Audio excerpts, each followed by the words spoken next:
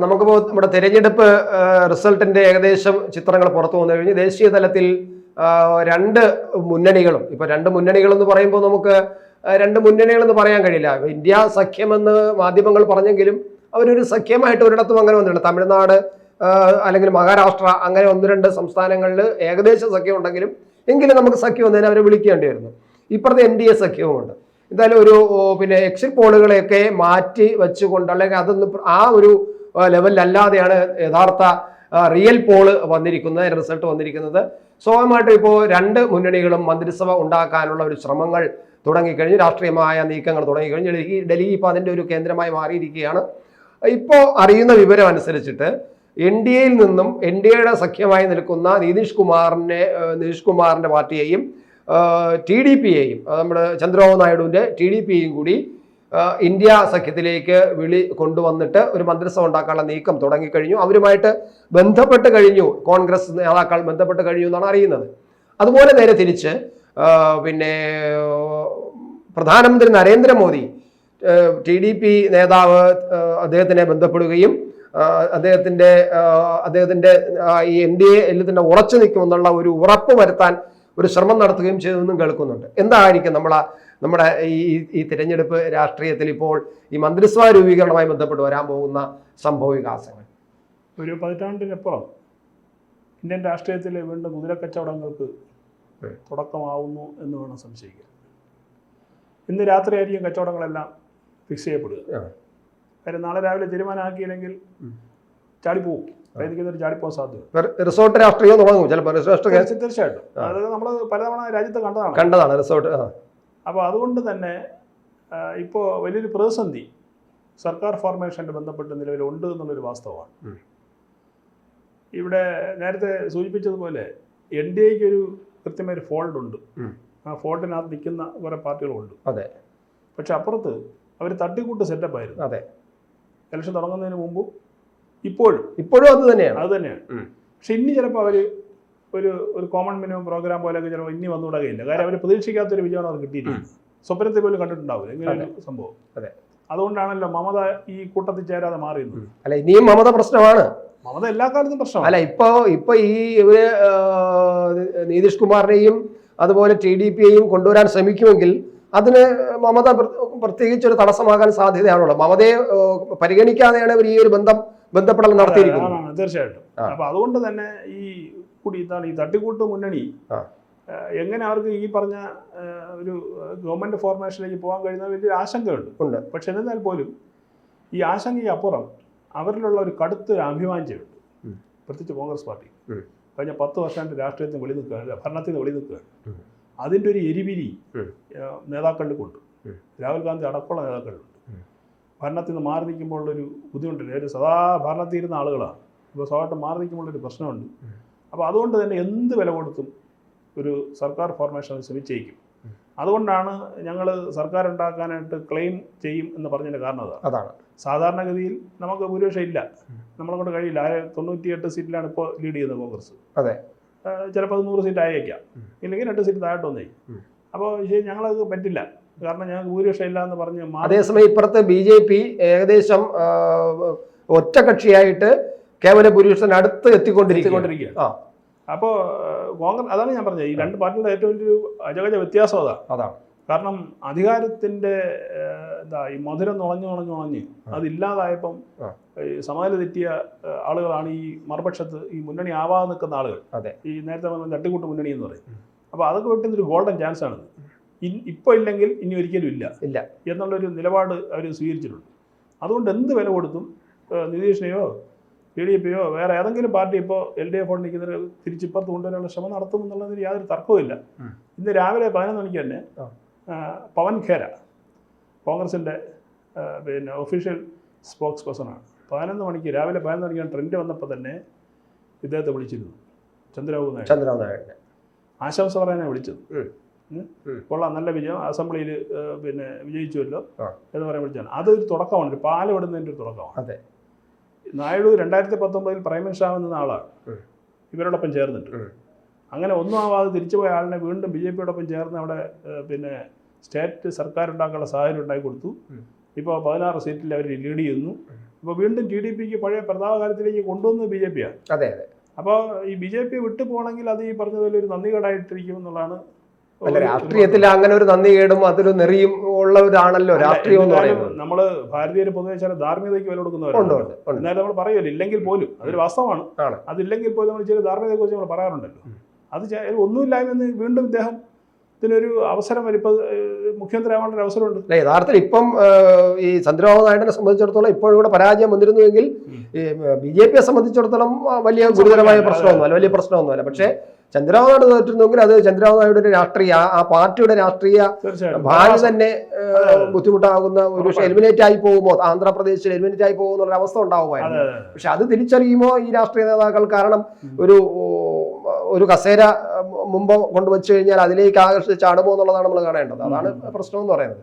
മിക്കവാറും അങ്ങനെ വരുമോ എന്നുള്ളതാണ് നമ്മൾ വിലയിരുത്തേണ്ടത്. ചിലപ്പോൾ അങ്ങനെ വന്നുവിടുകയില്ല.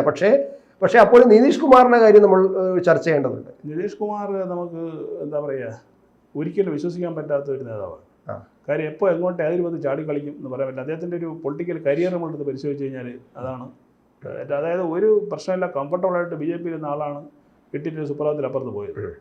അതെ, നന്നായി അദ്ദേഹം ആവശ്യപ്പെട്ട എല്ലാം കൊടുത്ത് പരിഗണന കൊടുത്ത് നിന്ന സാഹചര്യത്തിലാണ് അദ്ദേഹം ഇട്ടിട്ട് പോകുന്നത്. അതിനെന്തോ ചെറിയ റീസണാണ് അദ്ദേഹം ചൂണ്ടിക്കാണിച്ചത്. അപ്പുറത്ത് പോയി കഴിഞ്ഞാൽ ഇവരെല്ലാം കൂടെ പിടിച്ച് പ്രൈം മിനിസ്റ്റർ ആക്കും എന്നുള്ള ഒരു മോഹം കൊണ്ടായിരിക്കും അപ്പോഴും പോയി. അല്ല, ഇന്ത്യ സഖ്യത്തിന്റെ ഒരു തുടക്കം കാരണം ഇദ്ദേഹമാണ്. പുള്ളിയാണല്ലോ ഇത് തുടക്കം കുറിച്ചത്. അദ്ദേഹം എന്നിട്ട് ഇത് പച്ചപിടിക്കില്ല എന്ന് കരുതിയപ്പോഴാണ് വീണ്ടും ഒരു മടങ്ങിപ്പോക്കിലേക്ക് വന്നത്. ഇനി വേണമെങ്കിൽ ഇരുട്ടി കൊടുക്കുമ്പോൾ വീണ്ടും വേണമെങ്കിൽ അപ്പുറത്തേക്ക് പോകും. കാര്യം ഇവർക്കറിയാം അയാളുടെ വീക്ക്നെസ് എന്താണെന്ന്. നിങ്ങൾ നമ്മൾ PM കാൻഡിഡേറ്റ് ആക്കാം എന്ന് പറഞ്ഞു കഴിഞ്ഞാൽ ഈ പറഞ്ഞ എല്ലാം കളഞ്ഞിട്ട് നമ്മൾ നേരത്തെ പറഞ്ഞ ധാർമ്മികത തീരെ ഇല്ലാത്ത ആളാണ് ഇദ്ദേഹം, ഈ നിതീഷ് കുമാർ എന്ന് പറയുന്നത്. അതായത് ബീഹാർ രാഷ്ട്രീയത്തിന്റെ എന്താ പറയുക, ഒരു രൂപമാണ് ഇദ്ദേഹം. അതായത് രാഷ്ട്രീയത്തിൽ ധാർമ്മികതയില്ല, അവനവൻ്റെ കാര്യം മാത്രമാണ്, എനിക്ക് എന്ത് കിട്ടും എന്നുള്ളതാണ് പ്രധാനം. അങ്ങനെയാണ് എന്നെ PM ആയിട്ട് തീരുമാനിച്ചു കഴിഞ്ഞാൽ ഞാൻ വന്നേക്കാം, വേണമെങ്കിൽ എനിക്ക് സ്വാധീനിക്കാൻ കഴിയുന്ന ആളുകളെ ഞാൻ കൊണ്ടുവരാമെന്ന് ചിലപ്പോൾ നിതീഷ് കുമാർ ചിലപ്പോൾ വാക്ക് കൊടുത്തേക്കും. പക്ഷെ അങ്ങനെ വരുമ്പോഴും പിന്നെ ചന്ദ്രബാബു നായിഡുവിനും അങ്ങനെ ഒരു വാക്ക് കൊടുക്കേണ്ടി വരുമല്ലോ. അല്ല പിന്നെ ചന്ദ്രബാബു നായിഡുവിനെ അങ്ങോട്ട് ക്ഷണിക്കാൻ പറ്റില്ലല്ലോ. അപ്പൊ അങ്ങനെ വരുമ്പോൾ ഒരു പ്രശ്നമാവില്ലേ? അല്ല, ചന്ദ്രബാബു നായിഡു ഇപ്പോൾ അങ്ങനെ ക്ലെയിമിലേക്ക് പോയില്ല. കാര്യം അവിടെ മുഖ്യമന്ത്രി ആവാനുള്ള അവസരം അദ്ദേഹം കിട്ടിയിരിക്കും. കാര്യം എപ്പോഴും ഈ റീജിയണൽ പാർട്ടികൾ ശ്രദ്ധിക്കുന്നത് നാഷണൽ പൊളിറ്റിക്സിനെ റീജിയണൽ പൊളിറ്റിക്സിലേക്ക്. കാര്യം 5 വർഷം കൊണ്ട് വെളിയിൽ നിന്ന് പുള്ളി കഷ്ടപ്പെട്ട് വീണ്ടും പാർട്ടിയെ അധികാരത്തിൽ കൊണ്ടുവന്നിരിക്കുകയാണ്. അപ്പോൾ അതുകൊണ്ട് മുഖ്യമന്ത്രി ആവാനേക്ക് അദ്ദേഹം കൂടുതൽ താല്പര്യം കാണിക്കുക, നാഷണൽ പൊളിറ്റിക്സിൽ പുള്ളി താല്പര്യം കാണിക്കില്ല. അവിടെയാണ് നമുക്കൊരു പ്രതീക്ഷ ഇദ്ദേഹം അപ്പുറത്ത് പോകില്ല എന്നുള്ളത്. കോൺഗ്രസിൻ്റെ കൂടെ പോകില്ല. കാര്യം ആന്ധ്രയിൽ കോൺഗ്രസ് ഇല്ല, പക്ഷെ അവിടെ BJP ഉണ്ട്. BJP മാത്രമല്ല, ഇവരുടെ വന്ന പവൻ കല്യാണിന്റെ JSP എന്ന് പറഞ്ഞ പാർട്ടി കൂടി ഉണ്ട്, ജനസേന പാർട്ടി. ഇവര് 3 പേരും കൂടെ സഖ്യമായിട്ടാണ് ഇപ്പോൾ അസംബ്ലി ജയിച്ചത്. ഇവിടെ മന്ത്രിസഭ ഉണ്ടാക്കാൻ പോകുന്നു. JSPക്ക് 2 സീറ്റോടെ ലീഡ് ചെയ്യുന്നുണ്ട്. JSP 2 സീറ്റ് ലീഡ് ചെയ്യുന്നുണ്ട് പവൻ കല്യാണിന്റെ പാർട്ടി. അപ്പോൾ അതുകൊണ്ട് ഒരു 50-50 ചാൻസ് ആണ് നായിഡു പോകുന്നതിനുള്ളത്. പക്ഷെ മറ്റേ അദ്ദേഹത്തെ നമുക്ക് കുടിച്ച വിശ്വസിക്കാൻ പറ്റില്ല. എങ്ങോട്ട് എങ്ങനെ ഏത് രൂപത്തിൽ പോകുന്ന പറയാൻ കഴിയില്ല. യഥാർത്ഥത്തില് ചന്ദ്രബാബു നായിഡുവിനെ സംബന്ധിച്ച് അദ്ദേഹത്തിന്റെ ഒരു രാഷ്ട്രീയ ശ്രദ്ധാകേന്ദ്രം എന്ന് പറയുന്നത് ആന്ധ്രാപ്രദേശ് മാത്രമായിരിക്കും. അതോടൊപ്പം ദേശീയ രാഷ്ട്രീയത്തിൽ ഒന്ന് ശ്രദ്ധിക്കപ്പെടുക എന്നുള്ളത് മാത്രമായിരിക്കും. അപ്പൊ സ്വാഭാവികമായിട്ടും കൂടുതൽ സാധ്യത ഒരു പക്ഷേ നിതീഷ് കുമാർ ആയിരിക്കും. പക്ഷെ അങ്ങനെ നിതീഷ് കുമാർ പോയി കഴിഞ്ഞാൽ പിന്നെ നിതീഷ് കുമാർ എന്നുള്ള പാർട്ടിയെ സംബന്ധിച്ചിടത്തോളം ഉണ്ടാകാൻ പോകുന്ന ഒരു വിലയിരുത്തലുണ്ടല്ലോ, ഇന്ത്യൻ രാഷ്ട്രീയത്തിൽ ഇത്രയും മോശപ്പെട്ട ഒരു രാഷ്ട്രീയ നേതാവും രാഷ്ട്രീയ പാർട്ടിയും എന്നുള്ള ഒരു അവസ്ഥ ഉണ്ടാകാൻ സാധ്യതയുണ്ട്. പക്ഷെ അതോടൊപ്പം നമ്മൾ വേറൊന്നും കൂടെ കാണണം. നമ്മുടെ നരേന്ദ്രമോദി അദ്ദേഹത്തിനെ വിളിച്ച് ആശംസകൾ അർപ്പിച്ചിട്ടുണ്ട്. നേരത്തെ പറഞ്ഞതുപോലെ കോൺഗ്രസ് നേതാവ് വിളിച്ചതുപോലെ ആശംസകൾ അർപ്പിച്ചിട്ടുണ്ട്. മാത്രമല്ല ഒരുപടി മുന്നിൽ നിന്നുകൊണ്ട് മന്ത്രിസഭ പിന്നെ സത്യപ്രതിജ്ഞാ ചടങ്ങിൽ ഞാൻ പങ്കെടുക്കും, നമുക്ക് അതിന് വളരെ കേമമാക്കണം എന്നൊക്കെ പറഞ്ഞ് മോദി സംസാരിച്ചിട്ടുണ്ടെന്നാണ് അറിയുന്നത്. അതോടൊപ്പം തന്നെ മറ്റൊരു ഓഫർ കൂടെ വെച്ചിട്ടുണ്ട്. NDAയുടെ കൺവീനർ എന്നുള്ള ഒരു പിന്നെ പോസ്റ്റും കൂടെ കൊടുക്കാന്നുള്ള ഒരു ഇത് വന്നിട്ടുണ്ടെന്നാണ് കേൾക്കുന്നത്. അങ്ങനെയാണെങ്കിൽ എന്തായിരിക്കും അവസ്ഥ എന്നുള്ളതാണ്. അല്ല, കാരണം മോദിക്ക് ഇവരെ നന്നായിട്ട് അറിയാം. ഇവരെല്ലാം ഭൈമീ കാമുകന്മാരാണ് എന്ന് അദ്ദേഹത്തെ നന്നായിട്ട് അറിയാം. ഇവരെല്ലാം നന്നായി പഠിച്ച വ്യക്തിയും കൂടിയാണ്. അപ്പോൾ അതുകൊണ്ടാണ് നേരത്തെ പറഞ്ഞ ഓഫറുകളൊക്കെ മുൻകൂട്ടി വെച്ചിരിക്കുന്നത്. കാരണം നമ്മൾ നേരത്തെ പറഞ്ഞ ഇദ്ദേഹം എന്തായാലും CM സാധ്യത ഉള്ളത് കൊണ്ട് നാഷണൽ പൊളിറ്റിക്സിൽ പോകില്ല. മാത്രമല്ല നായിഡു ഇനി ഒരിക്കലും നാഷണൽ പൊളിറ്റിക്സ് ഇഷ്ടപ്പെടില്ല. കാരണം 2019 ഈ നാഷണൽ പൊളിറ്റിക്സിൻ്റെ മോഹമായിട്ട് പോയാണ് സ്വന്തം പാർട്ടി ഇവിടെ തകർന്നു. അതെ അതെ അതെ അതെ അതാണ് സ്വന്തം പാർട്ടി ബേസ് നഷ്ടപ്പെട്ടു. ബേസ് പോയത്. അതുകൊണ്ട് ഒരിക്കലും ഇനി ആ ഒരു മണ്ഡലത്തിന് നായിഡു ശ്രമിക്കില്ല എന്നുള്ള കാര്യം 100% ഉറപ്പാണ്. പക്ഷേ ഒരു പിടി അദ്ദേഹം ആഗ്രഹിക്കും. അതായത് ഭരണത്തിൽ ഒരു പിടി പുള്ളി ആഗ്രഹിക്കും. അപ്പോൾ ഈ പറഞ്ഞതുപോലെ കൺവീനർ സ്ഥാനമോ അല്ലെങ്കിൽ മറ്റെന്തെങ്കിലും പ്ലം സീറ്റ്സ് കൊടുത്തു കഴിഞ്ഞാൽ പുള്ളി അടങ്ങി ഒതുങ്ങി അവിടെ നിന്നോളും. പക്ഷേ അപ്പുറത്ത് നിതീഷ് കുമാറിനെ നമുക്ക് നേരത്തെ പറഞ്ഞതുപോലെ ഒരു തരത്തിലും വിശ്വസിക്കാൻ കഴിയില്ല. ഇങ്ങനെയൊക്കെ ചെയ്യാം എന്ന് പറഞ്ഞു കഴിഞ്ഞാൽ നിതീഷ് കുമാർ അവിടേക്കാൻ പോകും. പക്ഷേ പക്ഷേ പിന്നെ നേരത്തെ പറഞ്ഞതുപോലെ ബീഹാറിൽ പിന്നെ JDSന്റെ കാര്യം JDUവിന്റെ കാര്യമേ ഒരു കഷ്ടമായി. പിന്നെ കഷ്ടമാണ്. പിന്നെ നമ്മുടെ ബീഹാറിൽ JDUവിന് അവിടെ കിട്ടിയ സീറ്റ് ജനങ്ങൾ വോട്ട് കൊടുത്ത് BJPയുടെ കൂടെ നിൽക്കുന്നതുകൊണ്ട് കൂടിയാണ്.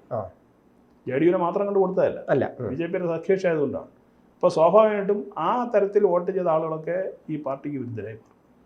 അങ്ങനെയാണെന്നുണ്ടെങ്കിൽ ബീഹാറിൻ്റെ സംസ്ഥാന രാഷ്ട്രീയത്തിൽ BJP വീണ്ടും സ്ട്രോങ് ആയി വരും.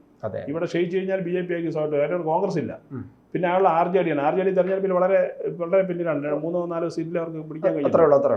RJDക്ക് പഴയ പ്രഭാവത്തിൽ വരാനും കഴിയില്ല. അപ്പോൾ സ്വാഭാവികമായിട്ടും ഇനി അവിടെ ആ സ്റ്റേറ്റിൽ BJP ആണ് ലക്ഷ്യം വയ്ക്കുന്നത്. ഇദ്ദേഹം തളർന്നു കഴിഞ്ഞാൽ BJP ആയിരിക്കും അവിടെ വരിക. അപ്പോൾ അതുകൊണ്ട് ചിലപ്പോൾ നിതീഷ് വേണ്ടാന്ന് ചിലപ്പോൾ വെച്ചേക്കും, NDA ചിലപ്പോൾ വേണ്ടാന്ന് വരെ വെച്ചേക്കും ഇങ്ങനെ നീക്കം നടത്തുകയാണെന്നുണ്ടെങ്കിൽ. പക്ഷേ നായിഡുവിന് ഒരിക്കലും വിടാൻ തയ്യാറില്ല. കാരണം മറ്റൊരു പ്രധാനപ്പെട്ട റീസൺ കൂടിയുണ്ട്. സൗത്ത് വളരെ ഇമ്പോർട്ടൻ്റ് ആണ് ഇപ്പോൾ BJP. കാര്യം അവിടെ ക്ഷയിക്കുമ്പോൾ ഇപ്പം നമ്മൾ ഈ ഇപ്പോഴത്തെ ട്രെൻഡിൽ തന്നെ നോക്കിയാൽ അറിയാം, സൗത്തിലാണ് ഇപ്പോൾ നേട്ടം വന്നിരിക്കുന്നത്. അവിടെ വീണിടത്തെല്ലാം ഇവിടെ സംഭവം വന്നിരുന്നു. സ്വാഭാവികമായിട്ടും ഇനി ഇവിടെ സംരക്ഷിക്കാനായിരിക്കും അവർ ശ്രമിക്കുക. അതുകൊണ്ട് തന്നെ നായിഡുവിന് എന്തൊക്കെ ഓഫർ കൊടുക്കാൻ പറ്റുമോ അതൊക്കെ കൊടുത്ത് കൂടെ നിർത്തുന്ന രീതിയിൽ തർക്കമൊന്നും. അപ്പോൾ നമ്മൾ ഈ രണ്ട് നായിഡുവിൻ്റെയും അതുപോലെ നിതീഷ് കുമാറിൻ്റെയും കാര്യം പറയുമ്പോൾ മമതയുടെ കൂടെ നമ്മൾ ഇതിനകത്ത് ചേർത്ത് ചർച്ച ചെയ്യേണ്ടതുണ്ട്. കാരണം മമതയുടെ നിലപാട് എന്തായിരിക്കും? ഇതുവരെയും മമതയുടെ ഒരു അഭിപ്രായം പുറത്തു വന്നിട്ടില്ല, ഒരു സ്റ്റേറ്റ്മെൻറ്റ് വന്നിട്ടില്ല. അവർ കൽക്കത്തയുടെ തെരഞ്ഞെടുപ്പ് റിസൾട്ടിലുമൊക്കെ ഊന്നി നിൽക്കുകയാണ്. ദേശീയ രാഷ്ട്രീയത്തിലെ ഒരു കൂടുതൽ അവരുടെ ഒരു അഭിപ്രായം വന്നിട്ടില്ല. ഇങ്ങനെയാകുമ്പോൾ അതായത് NDA സഖ്യം എന്ന് നമ്മൾ പറയുന്ന സഖ്യമല്ലാത്ത സഖ്യമാണെങ്കിൽ പോലും ഇന്ത്യ സഖ്യക്കാർ ഒരു മന്ത്രിസഭ ഉണ്ടാക്കാനുള്ള നീക്കം നടത്തിക്കൊണ്ടിരിക്കുമ്പോൾ മമതയുടെ നിലപാട് എന്തായിരിക്കും ഇതിനെ സംഭവിക്കാം? ബംഗാളിൽ ഇപ്പോൾ വന്നിരിക്കുന്ന റിസൾട്ട് അപ്രതീക്ഷിതമാണ്. കാരണം ഇത്രയും വലിയ സന്ദേശകരി അടക്കമുള്ള വലിയ വിഷയങ്ങൾ ബംഗാളിലുണ്ടായിട്ടും അവിടെ ഒരു 20-25 സീറ്റ് BJP പിടിക്കുമെന്നായിരുന്നു പ്രതീക്ഷ. പക്ഷേ ഇപ്പോൾ ഏറ്റവും അവസാനത്തെ ട്രെൻഡ്സിന് 31 സീറ്റുകളിൽ എന്തോ TMC ലീഡ് ചെയ്യുന്നുണ്ട്. അപ്പോൾ ഈ TMC അത് ലീഡ് ചെയ്യാന്ന് പറഞ്ഞാൽ അതിന് 2 അർത്ഥമാണല്ലോ. ഒന്ന്, ഇനി അവിടെ നിലവിൽ നിൽക്കുന്ന BJPക്കാരുടെ കാര്യം വലിയ കഷ്ടമായിപ്പോൾ. കാര്യം തൃണമൂൽ പാർട്ടിക്കാർ ഭയങ്കരമായിട്ട് ആക്രമിച്ച് അവരെ തകർത്ത് കളയും. ഇനി അവിടെ ഈ BJPയുടെ പ്രവർത്തനം തന്നെ ചിലപ്പോൾ ഒരു പക്ഷേ ബുദ്ധിമുട്ടായി പോകും. കാരണം നമ്മൾ കഴിഞ്ഞ അസംബ്ലി തെരഞ്ഞെടുപ്പിൽ കണ്ടതാണ്. പിന്നെ 2, ഇവരുടെ പിന്തുണ. മമതാ ബാനർജി എപ്പോഴും എല്ലാവരുടെയും മേലെ നിൽക്കാൻ ആഗ്രഹിക്കുന്ന ഒരു ക്യാരക്ടറാണ്. ഞാൻ ആരുടെയും കീഴിൽ നിൽക്കില്ല, ഞാൻ പറയുന്നത് നിങ്ങൾ അനുസരിച്ചോണം എന്നുള്ളൊരു മനോഭാവമുള്ള ഒരു ലേഡിയാണ്. അപ്പോൾ അതുകൊണ്ട് തന്നെ മാത്രമല്ല ഈ സഖ്യത്തിൽ നിന്ന് ഇവർ പിണങ്ങിപ്പോകാൻ കാരണം എന്താ? നിതീഷിനെ PM കാൻഡിഡേറ്റ് പ്രഖ്യാപിച്ചതാണ്. ഇതിൽ വലിയ ശത്രുതകർക്ക് നേരത്തെ ഉണ്ട്. രാഹുൽ ഗാന്ധിയെ സമ്മതിക്കില്ല, രാഹുൽ ഗാന്ധി പ്രേമശാവിനെ അവർ സമ്മതിക്കില്ല. കാര്യം ഇവനെ പോലെ ഉള്ള എന്താ ഒരു പ്രയോഗം നടത്തിയിരുന്നു, ഞാൻ മറന്നുപോയി. താല്പര്യമില്ല എന്ന് പറഞ്ഞു. അല്ലല്ല പറഞ്ഞിരുന്നു, രാഹുൽ ഗാന്ധി ആക്കുന്നതിലോ നേതാവാക്കുന്നതിലോ താല്പര്യമില്ല എന്ന് മാതാ വളരെ നേരത്തെ തന്നെ പറഞ്ഞു. അപ്പോൾ പിന്നെ ആരെയാണ് ഇവർ പിന്നെ താല്പര്യപ്പെടുന്നത്? അങ്ങനെ ആളുടെ പേര് പറഞ്ഞിട്ടില്ല. അപ്പോൾ സ്വാഭാവികമായിട്ടും ഞാനാണ് എന്നാണ് ഇതിൻ്റെയൊക്കെ ദൂരം കൂടെ ഉള്ള ഒരു ധ്വനി. അതെങ്ങനെയാണ് ഇനി മമതയെ പ്രേമശാക്കാം എന്ന് കോൺഗ്രസ് ഓഫർ വെച്ച് കഴിഞ്ഞാൽ ഇതിനെ എതിർക്കാൻ വേറെ 5 പേര് അതിനകത്ത് കാണും. ആ പാർട്ടി തന്നെ ഉണ്ടാവും. സോറി, ആ മുന്നണിയിൽ അഖിലേഷ് യാദവ് ഉൾപ്പെടെയുള്ളവർക്ക് തീർച്ചയായിട്ടും കാണും, സ്വാഭാവികമായിട്ടും ഉണ്ടാവും. അപ്പോൾ അതുകൊണ്ട് ഇനി അങ്ങനെ ഒരു പിന്തുണയെങ്കിൽ പുറത്തുനിന്ന് പിന്തുണയ്ക്കാമെന്നായിരിക്കും ചിലപ്പോൾ മമത പറയുക. പക്ഷേ ഈ പുറത്ത് നിൽക്കുന്നവർ അകത്തേക്ക് അപകടകാരിയാണ്, ഭയങ്കര അപകടകാരിയായിരിക്കും. ഒരു സ്റ്റെപ്പ് പോലും സർക്കാർ മുമ്പോട്ട് വയ്ക്കാൻ അവർ സമ്മതിക്കില്ല. നിരന്തരം പ്രശ്നങ്ങളായിരിക്കും. ഇവരെ പരിഹരിക്കാൻ വേണ്ടി സർക്കാരിന്റെ ഭരണം നടക്കൂല. ഇവരെ പ്രശ്നങ്ങൾ പരിഹരിക്കാൻ വേണ്ടി മാത്രമായിരിക്കും മുന്നോട്ട് പോവുക. അധികകാലം സർക്കാർ മുന്നോട്ട് പോവുകയില്ല. ഇനി ഒരു കൗതുകരമായിട്ട് നമുക്കൊന്ന് ചിന്തിച്ചാലോ, മമത ഒരുപക്ഷെ NDA സഖ്യത്തിന് എന്തെങ്കിലും ഒരു ധാരണ ഉണ്ടാക്കാൻ സാധ്യതയുണ്ടോ? ഒരു കൗതുകരമായിട്ട് രാഷ്ട്രീയ കൗതുകമാണ്, നമുക്ക് പറയാൻ പറ്റില്ല. രാഷ്ട്രീയമാണ്, രാഷ്ട്രീയത്തിൽ എന്ത് സംഭവിക്കാം, എന്ത് സംഭവിക്കാം. അതുകൊണ്ടാണ് അങ്ങനെ ചോദിക്കുന്നത്. അല്ല, മമതാ ബാനർജി ചിലപ്പോൾ അങ്ങനെ ചെയ്തേക്കും. അവരുടെ ഒരു സ്വഭാവം വെച്ചിട്ട് ചിലപ്പോൾ അങ്ങനെ ചെയ്തേക്കും. കാരണം അതിനെ നമുക്ക് പറയാൻ വിശ്വസിക്കാനുള്ള കാരണം എന്ന് പറയുന്നത്, ഇപ്പോൾ മമതയ്ക്ക് ബംഗാളിൽ ഏറ്റവും വലിയ ചലഞ്ച് BJP ആണ്. അവിടെ CPM കോൺഗ്രസ് ഒന്നുമല്ല. കൂടെ ചേർന്ന് ഇതിനെ ഇല്ലാതാക്കുക എന്നുള്ളതായിരുന്നു എന്നുള്ള നയം സ്വീകരിച്ചു കഴിഞ്ഞാൽ അതെ അതെ സ്വാഭാവികമായിട്ട് ഈ പറഞ്ഞ അതോടെ സ്വാഭാവികമായിട്ടും ഇപ്പൊ ഇപ്പോഴത്തെ അവസ്ഥയിൽ പിന്നെ BJPക്ക് അത് സ്വീകരിക്കാതിരിക്കാനും പറ്റില്ല. മാത്രമല്ല ഈ മോദിയും മമതയും തമ്മിൽ നല്ലൊരു ബന്ധമുണ്ട്. കാര്യം ഇവരെ അദ്ദേഹം റെസ്പെക്ട് ചെയ്യുന്നുണ്ട്, തിരിച്ചുകൊണ്ട് ഈ മൈക്കെടുത്ത് അങ്ങോട്ട് ചീത്ത വിളിക്കുമെങ്കിൽ അത് രാഷ്ട്രീയമായിട്ടുള്ള അതിനപ്പുറം ഇവർ തമ്മിൽ ഒരു നല്ലൊരു അണ്ടർസ്റ്റാൻഡിങ്ങും ബംഗാളിന്റെ ആവശ്യത്തിനുള്ള ഫണ്ടുകളെല്ലാം കഴിഞ്ഞ ദിവസം റിലീസ് ചെയ്തു. അങ്ങനെ തർക്കങ്ങളൊന്നും എവിടെ ഉണ്ടായിട്ടില്ല. അപ്പോൾ സ്വാഭാവികമായിട്ടും അവർക്ക് ആ കാര്യങ്ങളിലേക്ക് അവർക്ക് മോദിയോടൊരു ചിലപ്പോൾ മോദി ഒരു മുൻകൂട്ടി കാര്യങ്ങൾ ആസൂത്രണം ചെയ്ത് മുന്നോട്ട് പോകുന്നതായിരിക്കാം. ഒരുപക്ഷെ ഏതെങ്കിലും ഒരു ക്രൈസിസ് വരികയാണെങ്കിൽ മോദിയും കൂടെ നിർത്തണമെന്നുള്ളൊരു. പക്ഷെ അതിൽ വളരെ രസകരമായ ഒരു കാര്യം വെച്ചിട്ടുണ്ടെങ്കിൽ ഇവർ രണ്ടുപേരും ഇല്ലെങ്കിൽ പോലും BJP സർക്കാർ ഫോം ചെയ്യാൻ കഴിയും ഇപ്പോഴത്തെ സാഹചര്യത്തിൽ. അതായത് നിലവിൽ 240 ഒഫീഷ്യൽ ഇതനുസരിച്ചിട്ട് 243 സീറ്റുകൾ നിലവിൽ BJP ലീഡ് ചെയ്യുന്നുണ്ട്. അത് 296. അപ്പൊ 241 ഏകകക്ഷിയിൽ വരണമെങ്കിൽ അവർക്ക് 29 സീറ്റിന്റെ കുറവുണ്ട്. ഇപ്പോഴത്തെ സാഹചര്യം 29 കിട്ടുമെന്ന് സംശയം. എന്നാലും ഒരു 250-55 സീറ്റുകളിലേക്ക് ചിലപ്പോൾ BJP കിട്ടിയേക്കും.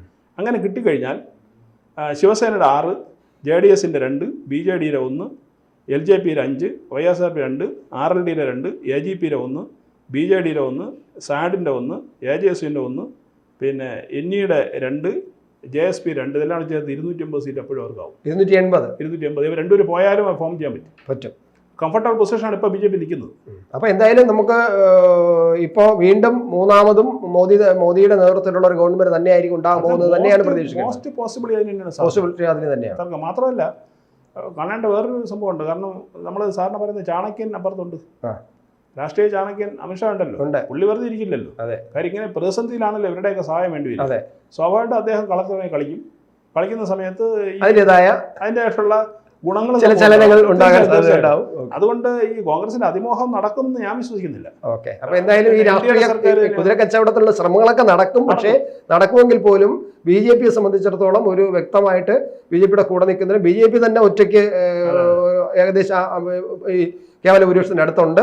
പിന്നെ ഈ സഖ്യം എല്ലാം കൂടെ ചേർത്തുകൊണ്ട് തന്നെ ഇവർ അതായത് TDPയും നിതീഷ് കുമാറും ഇല്ലെങ്കിൽ പോലും മന്ത്രിസഭ ഉണ്ടാക്കാൻ പറ്റുന്ന ഒരു അവസ്ഥയാണ് ഇപ്പോൾ നിലനിൽക്കുന്നത്. അപ്പൊ അങ്ങനെ തന്നെയായിരിക്കും ഒരുപക്ഷെ ഈ ചാണക്യൻ അമിത്ഷാ ഉൾപ്പെടെ ഉള്ളത് കൊണ്ട് ഒരു NDA സർക്കാർ തന്നെയായിരിക്കും ഉണ്ടാകാൻ പോകുന്നത് തന്നെയാണ് നമുക്ക് പ്രതീക്ഷിക്കാവുന്നത്. സാധ്യത കൂടുതൽ അത് തന്നെയാണ്.